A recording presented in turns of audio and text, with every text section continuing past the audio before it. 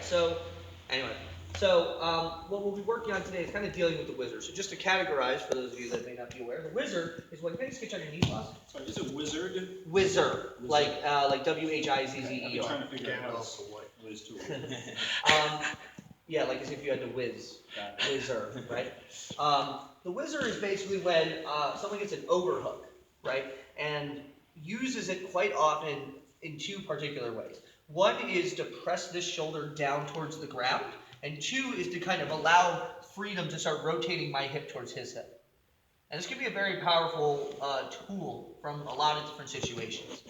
So where this comes in is, let's say I get you that underhook half, I get underhook half, everything's looking good, let's rotate a little bit this way, perfect, and then he puts that Whizzer in, and he's kind of rotating his hips towards my hips, right? And this can make getting this underhook half situation, firing like sweep-wise, really difficult. You can just like relax right here, but stay exactly where you are. It can be really difficult for me to clear this threshold. You see how far away he is, like his hips are from me. So if I wanted to throw myself under that base, that's pretty, you compare that, say you weren't, let's go back to the like sort of neutral, right? Where we're here, it's like, you see how close that knee is to me, whereas he like starts walking up that line, exactly.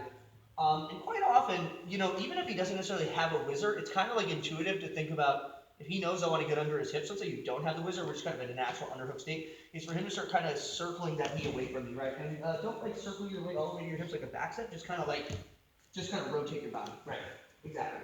Does that make sense, guys? So the first thing we're going to work on is, I just call this the tractor beam, okay?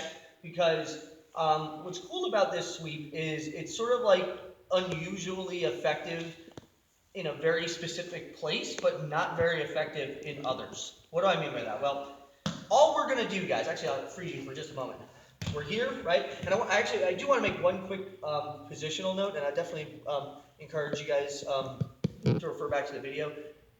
Remember that when I'm in this half guard, the leg that's on the inside is holding, and the outside foot is posting behind me, like firmly on the ground, okay? If I have Tony, and my foot is all like inside of this half guard, like here, and he drives into me, I have no way of preventing him from smashing me, outside of my pure muscular, power. But if I'm here and I have his foot and he drives into me, I can just swoop, right? So I have to be able to mobilize. This is a mobile position, so be very mindful about where that foot is planted, both in terms of position and also in terms of how, for today's purposes, how it's going to lead to this first sweep. So I'll do this invisible component. All we're going to do, I have my underhook, I'm holding on. He's going to move towards that back corner, and I'll get into the nuances in a second, but that's going to kind of put him at a very distinct angle. All I'm going to do is a technical stand-up. That's it. So I'm on my butt, foot, opposite hand, hugging the back, and clasping his leg with my leg, and I just technical stand up my knee to the line of my hand. Now here's the thing, okay, please. So we're an underhook half, and he's not doing any of the things, so our knees are pretty close together. If I try to do that to Tony right now, it's kind of like it doesn't accomplish anything, right? We just sort of end up here. It's a way for me to get up to my base, but the problem is I'm pretty flimsy here. If he starts pushing into me, it's like pretty easy for him to topple me over. So this is why I, generally speaking, don't hang out with my hips up high, right? I kind of stay on my hip. That's not to say it's wrong, and if you can time the barrel roll out of that, then you're golden. But, it's just to say, like, it's not a place to be. Yeah, it's not so much like a position that I can hold as much as a place that I could lead to another sweep, but it's very easy for them to barrel into you, right? But here's the wild part.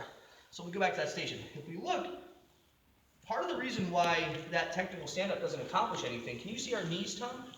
Can everyone see our knees? Yeah? I'll assume that the complete silence is yes. If I try to technical stand-up right now, it's kind of like all I do is move myself, right? His knee isn't really on a line that's actually for me to be able to move it. But here's the wild part. He starts whizzering. Now look what happens here, guys. Let's freeze this moment in time. His knee gets on a straight line with my knee, right? So if, say you go back to where you were before, it's on this sort of not straight line. It's just kind of almost like past or parallel. He moves it, and it's at this straight line. Now, if you imagine a dotted line going out to my hand, it's like a straight line from my hand to my knee to his knee. So what happens is once he puts himself on this line, let's say you have that Whizzer, right? I just technical stand up. Now, I can top him over. Yeah. So putting that all together, we're here, we're tussling, he starts circling back, and I just technically stand up and kind of, my goal is to drag this knee close to my knee. Boom. And then I just bully him over. Because he puts his knee right in the line, right in the path of the tractor beam. Yeah. All I'm trying to do is just get that far post to just kind of get close enough that I can bully it over. Right? Pretty simple movement. Again, not super effective unless they put themselves on that line. So it's almost like what you're looking for, grab it over time, is he puts his left knee or his outside knee on the same line as my knee and my hand. Right? So you walk that like 2 steps forward. Yep. Now it's not really on that line. So if I go for technical stand-up, I can't move him that much. But if it gets on that line, my technical stand-up mechanism, watch how this knee going to this knee, I keep this thing clasped very tight, drags this knee almost like where my knee was. And then I bully him over. So it's a very simple mechanism. Same technical stand-up we've all probably drilled a significant number of times. It's just a matter of like putting it here. So I'm going to grab Kevin so that we get a chance to see that. It's pretty simple, but worth looking at. So again, we get the half guard, right? I'm here, and he starts whizzering and circling back, right? And so what happens is he puts his knee kind of on this line, you know. And look, I'm not saying bring out a protractor, you know, like it's probably not like perfect level, you know, but it's basically in that line. And all I'm going to do is just keep this foot planted firm and do a big technical stand-up to drag that leg towards me. Boom. And then take him over.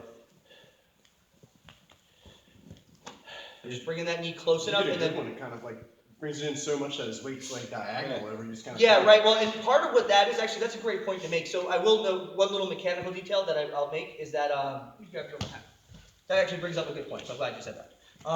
So he goes to that corner.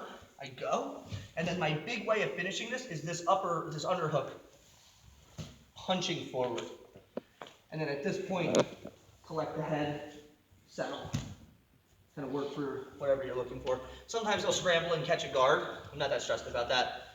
Right now, I've got my 2. I'm on top. Does that make sense, guys? Mm-hmm. Delightful. Let's partner up, work out. 1, 2, 3.